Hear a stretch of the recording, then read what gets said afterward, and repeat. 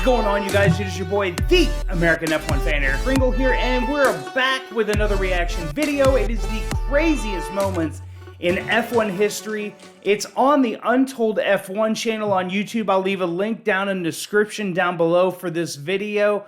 But I'm interested to see what they have listed as some of their craziest moments in F1 history. I'm hoping that we're gonna. I think there's I have a pretty good idea. This video was from several months ago, so I'm positive we'll see Roman in here somewhere. But I'm interested to see what some of the other craziest moments in F1 history they've come up with at Untold F1. But let's get on into this video in 3, 2, 1. Are the craziest moments in F1 history. Oh, we got the fuel hose on. Overliner's car. That was Fire in the pit lane as well. That was such a oh. And first, we got the moment when someone invaded the track mid-race. We've got a lunatic on the track down the hangar straight. I remember this as a kid. I remember watching this race and thinking, to myself, like, did you have a death wish?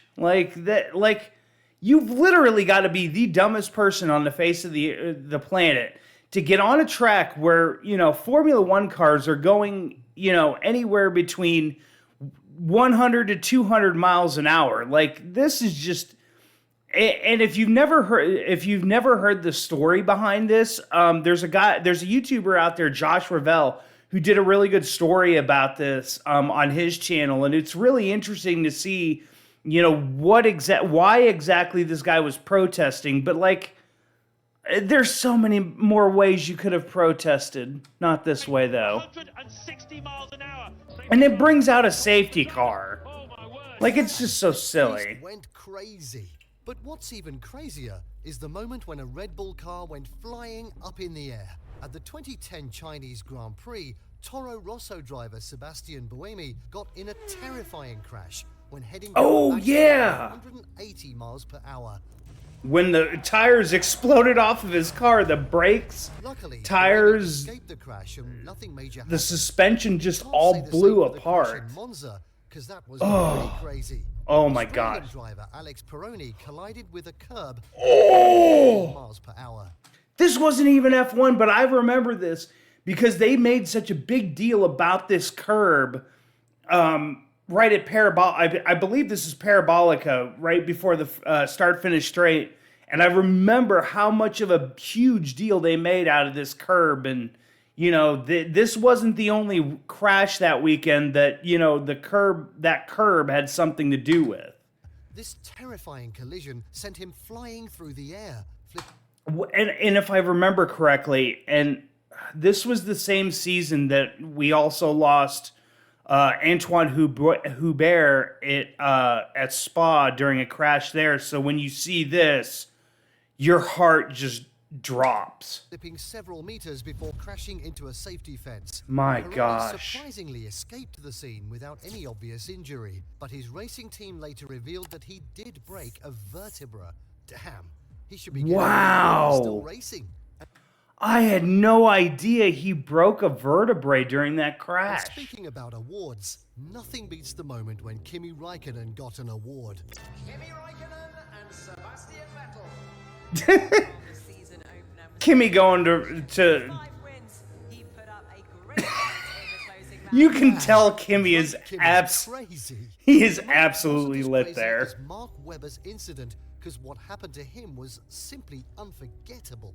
At the 2010 European Grand Prix, Mark was already having a bad race to Oh, begin that's with, since he had right. dropped from P2 to P18. But what he didn't know is that his race was about to go from bad to worse. Went and crashed into the back of a Caterham. Overtake on the fastest part of Oh the circuit. my Webber's gosh. front right tire caught the rear of Lotus's driver Heikki Kovalainen's car. They call it a Lotus, but it was a Caterham back then. They had to change the name. This impact sent his car Wow. in the air, landing on its nose at 190 miles And per this is hour. back when the Halo wasn't Crashing even into the tire barrier. a thing. Luckily, Webber wasn't hurt. Yeah. The car did become a total disaster. Man, that's brutal. But you know what else was brutal? How about the time when Jesus. one driver took out 7 cars out of the race in one instance? or the time when one driver almost retired from the race, but instead ending up winning it. We'll get to all Oh, I of remember those. that one. But first, let's talk about the time when Michael Schumacher got involved in a situation which has only happened once in F1 history. This should be interesting. I can't even begin to guess what it would be. With Schumacher leading by just 1 point and Villeneuve trailing behind, the stakes were as high as they could be. Oh, is this the race that Michael tried to take Jacques out and he took himself out What instead? actually happened was something no one saw coming. They both set the same exact time. Oh, exactly the same, down to I milliseconds. forgot about To this. make matters even more complicated, Villeneuve's teammate Frentzen Heinz-Harald Frentzen did the exact same thing. qualifying. Now that's crazy. But That is, if you ever have a chance, I believe F1 on their channel has this. On their F1 YouTube channel. You have got to go see it. It is so freaking like amazing, cool, weird. Like it was just crazy that 3 cars set the exact same lap time in qualifying. But not as crazy as the moment in the 2011 Canadian Grand Prix, because what happened there was nothing less than a miracle. Oh God. Rain-soaked I remember Jensen that. Button started P7, and at lap 7, the race got a safety car when Jensen collided with teammate Lewis Hamilton, which forced Hamilton to retire. But I remember how like I remember this race, and I remember how thinking that like Jensen Button was just so like he stepped so out of line to make the move he did here, and then to go over onto Lewis and basically crashed him out of the race. But two, you got to remember at this point that Button was, kind of, potentially on his way out, and Lewis being, the guy that was tabbed to be the next big thing in Formula One. You could kind of see the writing on the wall at times at McLaren between these two. But when the race resumed again on lap 13, Button also got a drive-through penalty for speeding behind the safety car, which left him back in 15th place. Now, seems like things couldn't get any worse for Jensen, right? Wrong. Because fast forward to lap 37, he was involved in another... He took out Fernando, that's right, I forgot about that. Because he beached him on the curbs. Car too, which ended him in the last place, and over 1 minute 40 seconds behind race leader Vettel. But Button still didn't give up. He quickly made up positions and was 14th by lap 44, and by lap 46, he had caught Maldonado and Alguersuari and passed Jeez. place. And with his tyres changed to slicks due to the drying line, Button made his way to the front, getting past Michael Schumacher and Mark Webber, before setting his eyes on Sebastian Vettel with only 5 laps remaining. I've got to say, this has got to, even with the collisions and everything, this has got to be one of my top 5, like, most amazing drives by a Formula One driver. On the final lap, Vettel had a 0.9 second lead and seemed like he was about to win, when suddenly Vettel made a costly error at turn 6. He ran wide, because Vettel... 7 to spin under pressure. Because I believe Vettel was still on the intermediate tires at this time, whereas Button was not. Halfway through the final lap, which allowed Button to overtake. Maybe I'm wrong. Let me know in the comment section down below. I believe Vettel was on the intermediates at this I point. think it just shows that you should never give up in this sport. Yeah, absolutely. Until when I won the race. Clearly, it was one of the best rain races ever. But while rain helped Jensen's race, we can't That say the race same for took Lewis Hamilton. forever that What day. did to him and others in European GP was simply ridiculous. After the start of the race, Nürburgring suddenly got hit by a huge rainstorm, and soon it became so unbearable that drivers couldn't even control their cars anymore. The funniest thing that I don't know, and we'll get into it. I'll see if they'll mention it. But go back and watch this race, because I think this is the race that I believe his name is Winkelhock or Winkelhoff or something, or maybe they'll talk about it here. But he led laps of this race.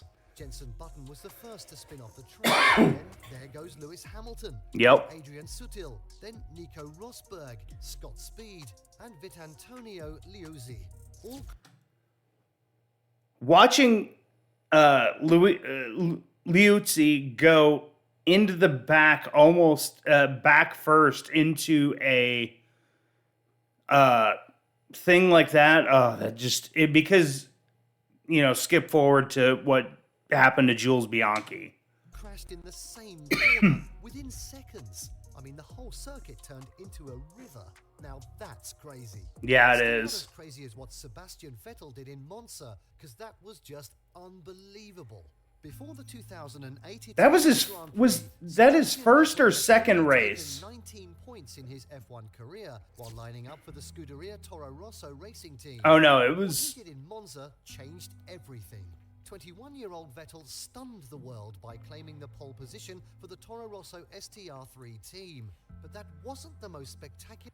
I remember during that season you thought like, wow, they've really changed, like they've really turned a corner, and like we see Red Bull, we see Toro Rosso, who's now AlphaTauri, who's going to change next season, but like we thought this was kind of the beginning of them kind of turning a corner, and it never happened, which was sad. Race weekend, because the German driver also won the race, finishing a resounding 12 seconds ahead of Heikki Kovalainen's McLaren. It was a So amazing. Because not only was it Vettel's first win, but Yep. also the small racing team's First win. in Formula One.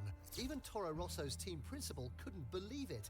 It's just unbelievable, Sebastian wrote something into God, Franz Tost was at that team even then. Man, he's just getting ready to retire. Like he's retiring. I think at the end of the season, or like that's amazing. He's been around history today. We also the team principal at that team for so long. P1 in Monza, the most amazing racetrack in the world. Damn. It crashed. Oh, this is another one that It just was 1993. drops your heart into your Damon Hill took the stomach. checkered flag at the Belgian GP, but that wasn't the highlight of the race. As other drivers were pushing towards 200 miles per hour to make it to the finish line, Minardi's teammates Christian Fittipaldi and Pierluigi Martinez Oh, the backflip. to each other.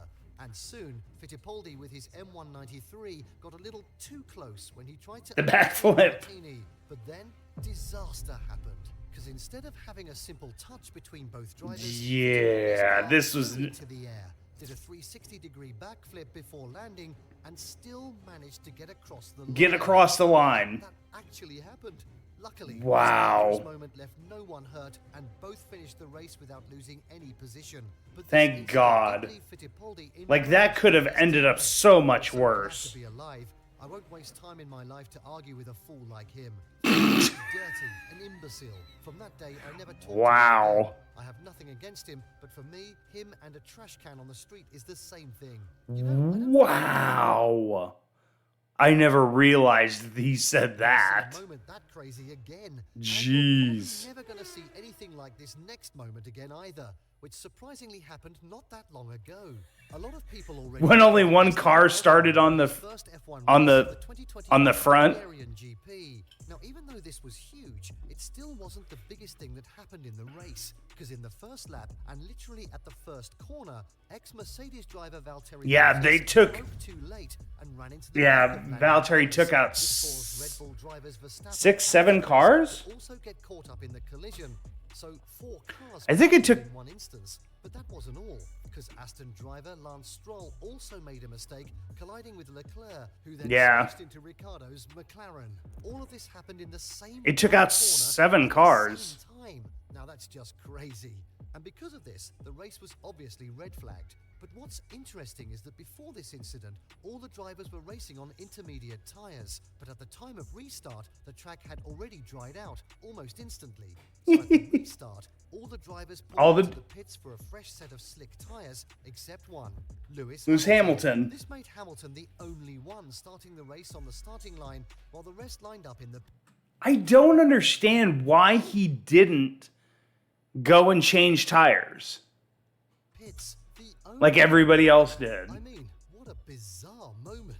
It As was. bizarre as it wasn't crazy enough as what Ayrton Senna accomplished, because what he pulled off in Brazil was simply unbelievable. Ahead of the race in 1991, Senna claimed pole position, outrunning the Williams duo of Riccardo Patrese and Nigel Mansell, teammate Gerhard Berger, and Ferrari's Jean Alesi and Alain Prost. Senna even had a perfect start to the race, sprinting away ahead of the Oh, rest of the drivers. now I know what this race is. Pitted, Mansell cut his lead to just 7 seconds and was closing in on the Brazilian. And to make matters worse, I remember. Senna's conviction to win grew even stronger when Senna's gearbox began to fail as he lost the 4th gear, and by lap 60, Mansell cut Senna's lead in half. If I remember correctly, didn't Senna lose more than 1 gear? I hope they're going to probably talk about it. I don't know why I asked. At the 61st lap, Mansell had his own gearbox issue as it slammed into neutral, then second, which ultimately sent the British driver into a spin and out of the race. Wow. Senna quickly lost all the gears as well, except the 6th, with Williams portraying. He had to race around with just the 6th gear? Oh my god. In an unbelievable way, Senna maintained the 6th gear till he crossed the finish line 2.9 seconds ahead of Patrese. Impressive. First home race win. This race was so difficult for Senna. Like, that's why Ayrton Senna is one of the best drivers of all time. Muscle cramps, and it was so To be able severe to that he literally had to be lifted from drive his car and needed support to stand on the in just 6th gear and win the race, impressive. But you know what else was brutal? The most devastating crashes that happened in F1.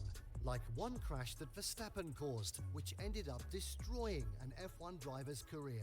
Or another crash which was so unbearable that it even bankrupted the entire F1 team. And I know you want to know more about this, so just click the video right here.